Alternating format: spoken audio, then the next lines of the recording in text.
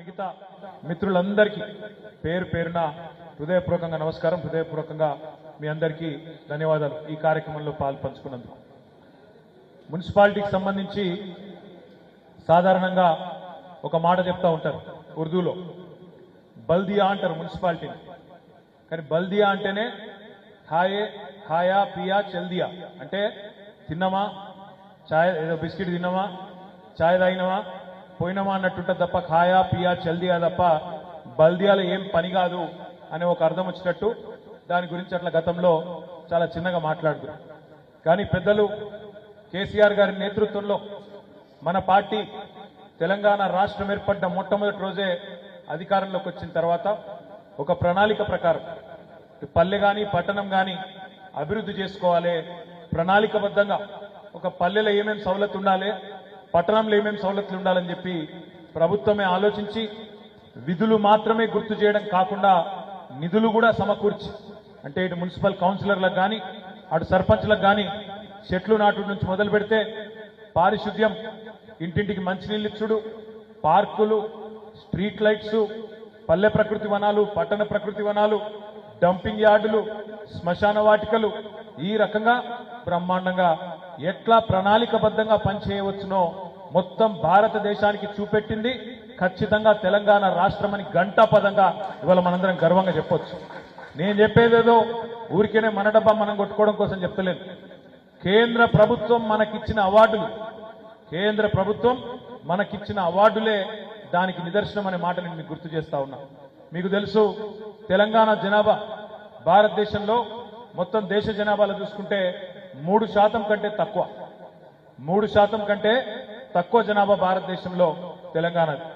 కానీ భారతదేశంలో అత్యుత్తమ గ్రామాలు ఎక్కడున్నాయి, అతి మంచి గ్రామాలు ఎక్కడున్నాయి, ఎక్కడ ప్రణాళికబద్ధంగా పని జరుగుతున్నది అని కేంద్ర ప్రభుత్వం వాళ్ళ గ్రామీణాభివృద్ధి శాఖ గ్రామీణ స్వచ్ఛ సర్వేక్షణ నిర్వహించి అవార్డులు ఇస్తే 3% కంటే తక్కువ జనాభా ఉన్న తెలంగాణ కేసీఆర్ గారి నాయకత్వంలో 30% అవార్డులు గెలుచుకున్న విషయాన్ని నేను మీకు గుర్తు చేస్తా ఉన్నా. అంటే ఎక్కడ 3% జనాభా, ఎక్కడ భారతదేశం మొత్తానికి ఆదర్శంగా 30% అవార్డులు ఒక్కసారి మీరు యాడ్ చేసుకోండి. అట్లాగే పల్లెలు మాత్రమే కాదు, పట్టణాలలో కూడా భారతదేశంలోనే 2వ అతిపెద్ద సంఖ్యలో అవార్డులు, మనకంటే 3.5 రెట్లు పెద్దగా ఉంటుంది మహారాష్ట్ర.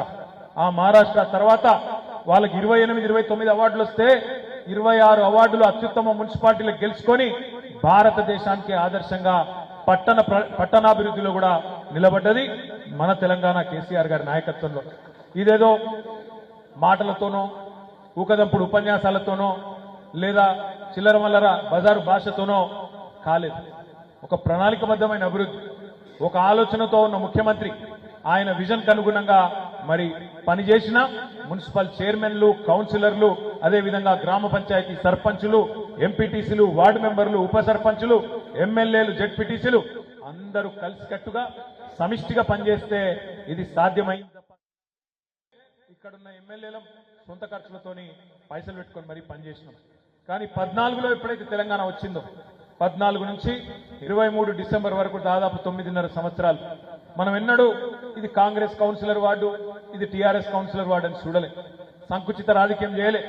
ఎక్కడ ఉన్న ప్రజలు మన వాళ్ళే, వాళ్ళకు మేలు చేయాలని చూసినాం. ఆ రకంగానే పనిచేసినాం కాబట్టే ఇవాళ వేములవాడ అయినా, సిరిసిల్ల అయినా రాష్ట్రంలోని 142 మన హయాంలో ఉన్న మున్సిపల్ పట్టణాలు అన్నిటినీ కూడా సమదృష్టితో చూసినాం. కాబట్టే ఇలా మీరు కరీంనగర్ పోయినా అద్భుతంగా కొత్తదనం కనబడుతుంది. చొప్పదండి, దాన్ని రవిశంకర్ గారు చిన్న గ్రామ పంచాయతీని మున్సిపాలిటీ చేసింది. ఒకరోజు నా దగ్గరకు వచ్చి డబ్బులు అడిగింది, అన్న నాకు రోడ్డుకు మధ్యలో డివైడర్ కావాలి, లైట్లు పెట్టాలి, పైసలు కావాలన్నాడు. ఆడునే పైసలు లేవని నేను చెప్పి ఎలగొట్టినా. ఆయన ఊక్కోలే, కేసీఆర్ గారి దగ్గర పోయిండు. సార్ రామన్న పైసలు లేవంటుండు, మరి ఏం చేయాలని అడిగిండు. ఇక సార్ పెద్ద మనసు ఉన్నాడు కాబట్టి వెంటనే 33 కోట్ల రూపాయలు రవిశంకర్ గారికి, చిన్న మున్సిపాలిటీ చొప్పదండి, దానికి కూడా వెంటనే ఇచ్చి పంపించిండు. ఇక ఆసుపత్రికి చాలా చేసింది. నేను ఎందుకు చెప్తున్నా అంటే చిన్న పెద్ద అని చూడలే. కరీంనగర్ కార్పొరేషన్, రామగుండం కార్పొరేషన్, పెద్దపల్లి ఒక చిన్న గ్రామ పంచాయతీ ఉండే దాన్ని మున్సిపాలిటీ చేసుకున్నాం, జిల్లా కేంద్రం చేసుకున్నాం. సిరిసిల్ల నేను ఒకటే అడుగుతున్నా, ఇలా నేను తిరుగుతున్నప్పుడు మనసు ఆలోచిస్తూ ఉంటాను. 2014కు ముందు సిరిసిల్ల ఎట్లుండే, 2014 తర్వాత ఎట్లయింది? అందుకే నేను కళ గారికి అదేవిధంగా మా మాధవి గారికి చెప్పిన నేను, అమ్మ మీరు ఏం బాధపడాల్సిన అవసరం లేదు. ఎందుకంటే అందరం పుడతాము, ఏదో ఒక రోజు భూమికి వెళ్ళిపోతాం. అవకాశాలు చాలా తక్కువ మందికి వస్తాయి. పనిచేసే అవకాశం, అదృష్టం, ఒక పదవి, ఒక ప్రజాప్రతినిధిగా ఉండే అవకాశం తక్కువ మందికి వస్తుంది. ఆ అవకాశం వచ్చినప్పుడు ఏం చేసినామో అన్నది పాయింట్. ప్రజలు మళ్ళీ రేపు మనం ఎట్లా గుర్తుపెట్టుకుంటారు అన్నది పాయింట్.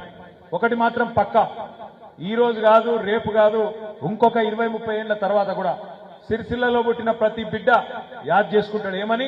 ఒక 10 ఏళ్ల పని అయింది 2014 నుంచి 24 వరకు. ఒకప్పుడు కేసీఆర్ గారి నాయకత్వంలోనే పని అయింది. ఎట్లున్న సిరిసిల్ల ఎట్లయింది, ఎట్లున్న వేములవాడ ఎట్లయింది అని చెప్పి యాద్ చేసుకుంటారు. అందులో మీరిద్దరు అదృష్టవంతులు. ఎందుకంటే మీ హయాంలో 100 కోట్ల పనులైనవి. ఒక్కొక్క వార్డు బ్రహ్మాండంగా పని చేసుకుంది. ఆ స్థాయిలో పని చేసి ప్రజలకు చూపెట్టింది. కానీ నాకు ఒకటే ఒక చిన్న బాధ ఉంది. నేనేమనుకున్నా అంటే ఈసారి తప్పకుండా మళ్ళీ 3వ మన ప్రభుత్వం వస్తుంది. 2వసారి నా మీద చాలా ఒత్తిడి ఉండే. చక్రపాణి గారు నా ఎంబడబడ్డాడు, అన్న మనం అండర్ గ్రౌండ్ డ్రైనేజ్ చేయాలి.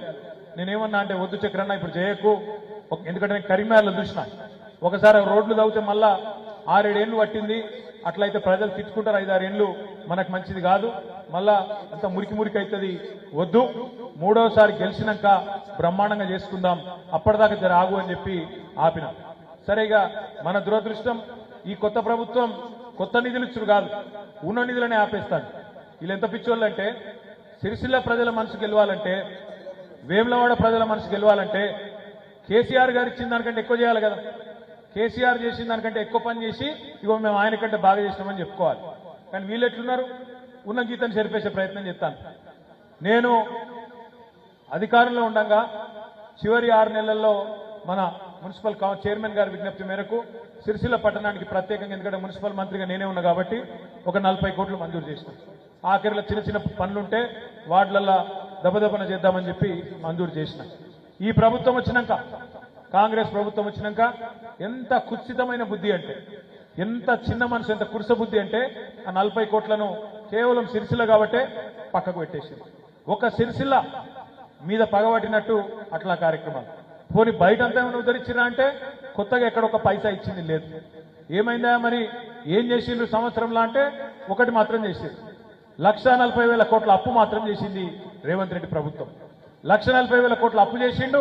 పోనీ కొత్తగా ఒక ఇటుక పెట్టిండా, ఒక దగ్గర మోరి కట్టిండా, ఒక కొత్త నల్ల పెట్టిండా, ఒక కొత్త స్కీమ్ పెట్టిండా, ఒక ఆడబిడ్డకు తులం బంగారం ఇచ్చిండా, ఒక్క మన ఆడబిడ్డకు 2,500 రూపాయలు ఇచ్చిండా, ఒక్క రైతుకు 15,000 ఇచ్చిండా ఖాతాలంటే ఎవ్వలకు చేసిందేమి లేదు.